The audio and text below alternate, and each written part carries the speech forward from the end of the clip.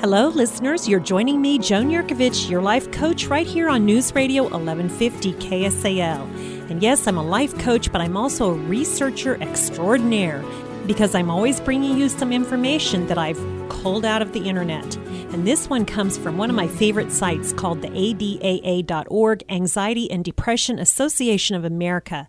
And we are talking right now about hoarding because I have a caller coming up who's trying to decide if she's going to try to intervene at her mother's hoarder house. And it's not a pretty situation. So let's talk something about just the basics of hoarding. What is hoarding? Well, it's that persistent difficulty in getting rid of or parting with possessions, regardless of whether they have any value or not. Because seriously, I have watched all those reality shows, and I'm telling you, they hoard trash. Many times these are people who simply hold on to stuff that we would all consider completely worthless. So what is it with this hoarding? There are three types of hoarders. There's the one who compulsively has to buy everything. They can't ever pass up a good bargain. I've seen the shows where they love to shop thrift stores or garage sales, have to drag tons of stuff home. The other one is a compulsive acquisition of free items. It doesn't matter if it's a brochure. If it's free, they're going to take it home and stack it up at the house. It's free and it has value to them. Then there's the one who thinks that they always are on the search, on the quest for the perfect, unique item that they have to have. And sometimes that unique item can be as silly as an old, discarded, empty container that we all, again, think of as trash. To them, it has value. Okay, if you're wondering if you have a little bit of trouble with hoarding, let's go through some of the symptoms and behaviors. Number one would be you have an inability to throw away any possessions. You get severely anxious if you attempt to get rid of things. You have difficulty categorizing or organizing your possessions. Now, that's something that I want you to stay tuned for because I'm going to talk to you about what's the difference between a collector and a hoarder. So we're talking about you have difficulty actually categorizing or organizing things, meaning also that you don't know where to keep them or where to put them. And then this begins to feel distressing. It's something that feels overwhelming at some point and certainly embarrassing. No, we're not having a party at my house. You're not coming over for dinner. Another interesting thing, maybe you have this. You have a suspicion of other people touching things. No, you can't touch any of my items. Then, too, there are the obsessive thoughts and actions, such as, I just know if I get rid of that paperclip, I'm going to run out of paper clips. Seriously, there's probably 10 more under the pile of junk sitting in your living room. Hey, listen, this gets serious because this can include situations that cause a diminishment of family, relationships, marital discord, divorce, financial difficulties, and certainly health hazards. I'm sorry, sometimes the hoarders hoard, like I said, just plain old trash, and the bugs and rodents come in force.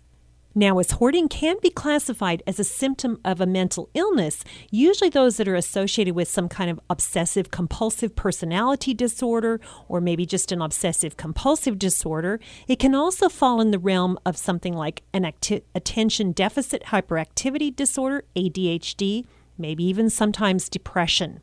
But sometimes hoarding can happen as an issue all to itself with no other mental health ramifications.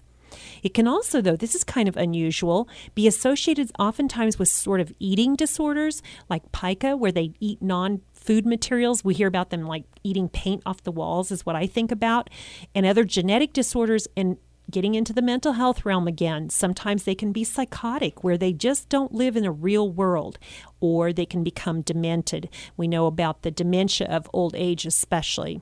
All of these mental health issues can be associated with obsessive-compulsive disorder or what we want to call hoarding, and that's why it's maybe important for us to just be sympathetic to the fact that these people probably could need our help. Seriously, we hate to see families falling apart over something like this, but not only situations in a marriage can be affected, but situations with loss of child custody. This can affect the social development of the children. Yes, they're not going to want to have their friends over. What, to crawl over the heaps in the living room just to get inside the house and to the bedroom to hang out and play video games? It's just not going to happen. And understandably, too, how are they spending the money? Where are they getting the money for all this? It can lead to some serious financial difficulties as well. So how do you know if you're a hoarder or a collector? Here's one of the things you can think about. Collectors have a sense of pride about the things that they have, their possessions. They experience a lot of joy, and they want to show these things off and talk about them and show them to their friends, bring everybody over, come see my collection.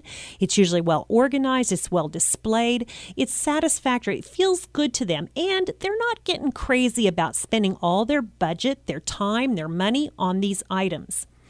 Here's the opposite of a hoarder. They usually experience terrible embarrassment. They feel uncomfortable when others see their, let's say, collection, because it sometimes really is just a bunch of clutter that clutters up their living space to the point that they do feel sad or ashamed, even after the thrill of acquiring something new to add to the pile finds its way into the hoarder's house. So stay tuned. We're going to talk to our young woman who's got a mother who's a hoarder. And at the end of this first hour, I want to tell you what my top grossest picks that they found in hoarders' houses from those reality shows were.